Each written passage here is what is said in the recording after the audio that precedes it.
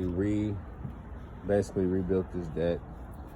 Had to take up all the old rotten boards and even some of the framing up under it. It was all plain, then we stained it. I recommended her to go two-tone. I think the gray and red just would look good with the bricks and stuff back here. And see, we're putting our final touches on it now.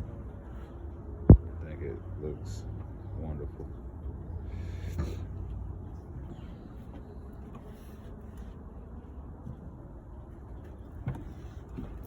Like all these boards right here, you were dang near about to fall through them. All this stuff was all rotted out.